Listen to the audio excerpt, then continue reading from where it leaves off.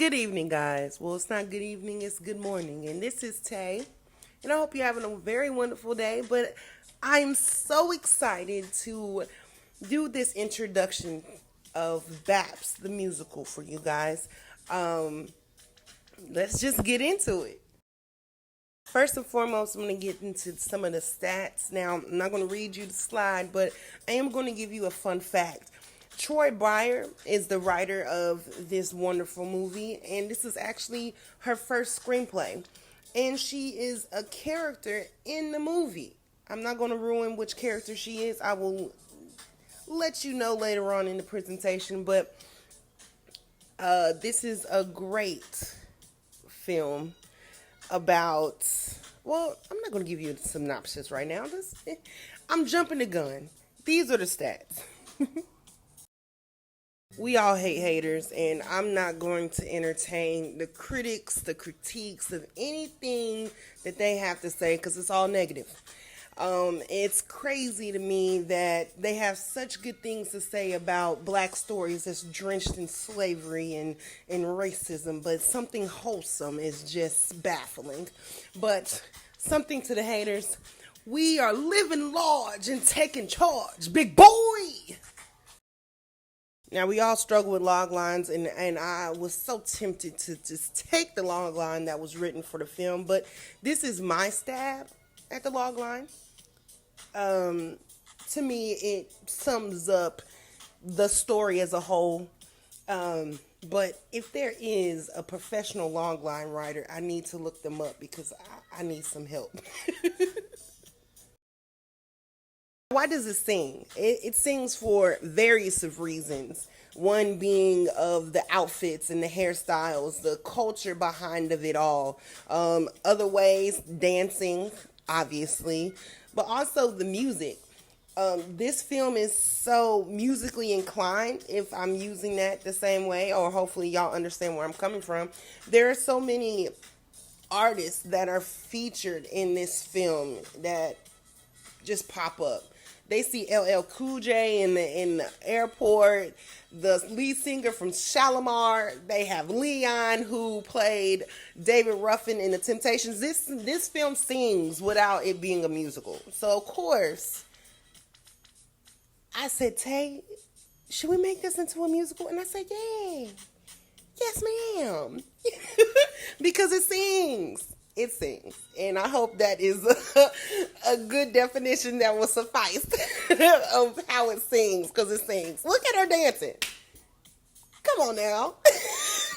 It sings. So, boom, we're going to get into the synopsis and showing you all of the major key players in this film that make it sing as well. So we start with Niecy and Mickey, who are two waitresses from Decatur, Georgia, who want something more out of life than just living paycheck to paycheck. They deserve so much more than working for tips and living in a rundown apartment. They are princesses. They deserve the world.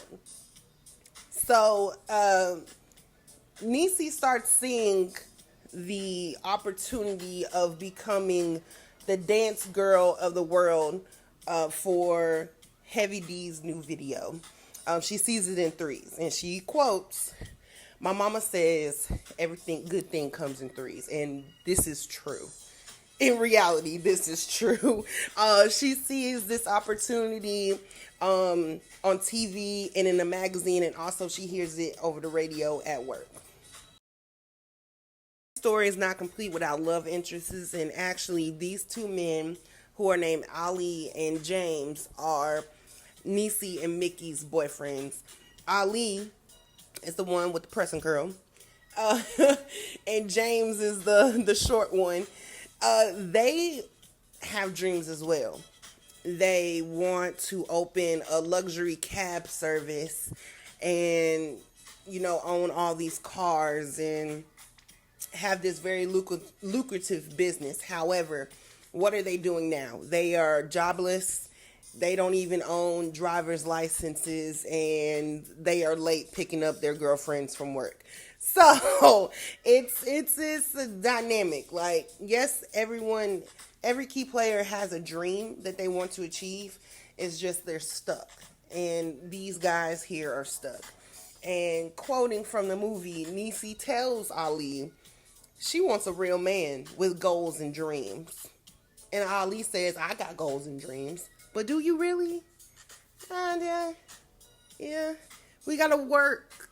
The goals gives us the steps to our dreams, and you haven't even set out the goals. That's what is happening with them.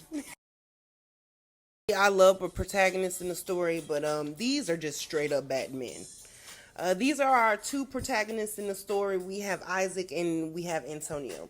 Now, the two of them have concocted a plan to rob Isaac's uncle.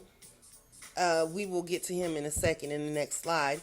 He wants to rob his uncle because he's close to death, and he wants all of his money from his business. Now, Antonio is one of his uncle's workers. He's a driver.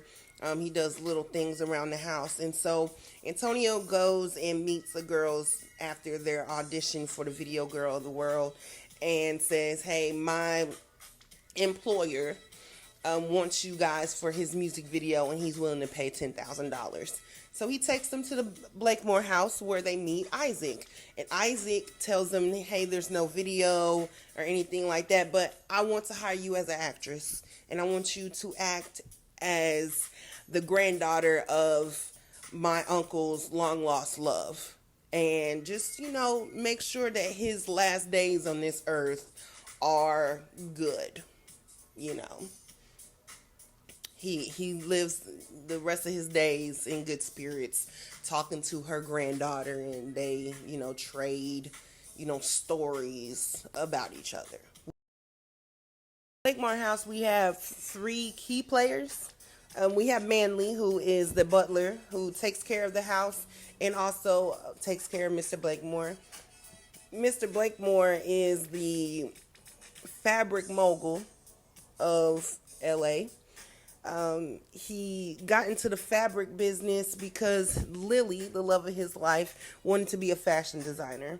He's very well endowed with a lot of money and a big house, which they live in. Then we get to Tracy, who is the lawyer, and this is Troy Byard, the writer of the film. She lets everyone know of Isaac's plan of suing Mr. Blakemore for incompetence. Once the other plan went through with Antonio was supposed to set the girls up with robbing the place and putting their fingerprints on the house safe.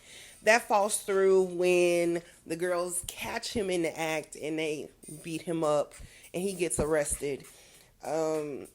Also, Tracy reads the will at the end where Mr. Blakemore doesn't leave anything for Isaac, but he leaves all of his fortune and everything to Nisi and Mickey and Manley.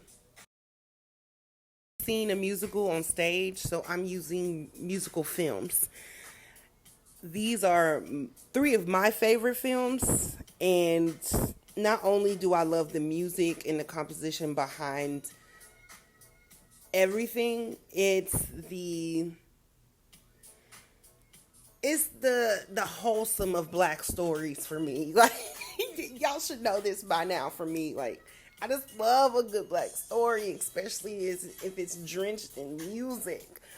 Idlewild is a musical film by Outkast, and they are a rap group from Atlanta. All of the songs are from their previous albums, and they also did make additional songs for the film itself. And again, it's about two best friends wanting the best out of life, but life hits them. I'm not going to discuss Dreamgirls because we all know the story.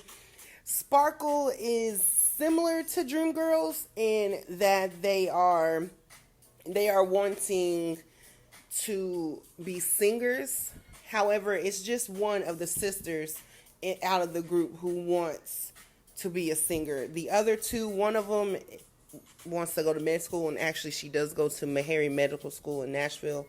And the other one is the oldest, and in that time, if you weren't married at a certain time, then you were seen a little off. But she does get married and she ends up in jail. It's sad. It's sad. But Sparkle, the namesake of the film, she grows her wings. She has a song in there called One Wing is Great. And it's about sister. But I'm rambling on, guys, because you know how I do when I talk about stuff that I thoroughly enjoy. But because of these films and their musical styles and the storytelling, they did so great. I have high hopes that BAPS is going to do the same thing. And in closing, because y'all know I can talk, I hope that I showed y'all how BAPS sings. And I am excited for you guys to see part 2 with the music and the recasting and everything like that, because I promise you, you will not be disappointed. But again, my name is Tay, and you already know. I hope that you have a very wonderful day.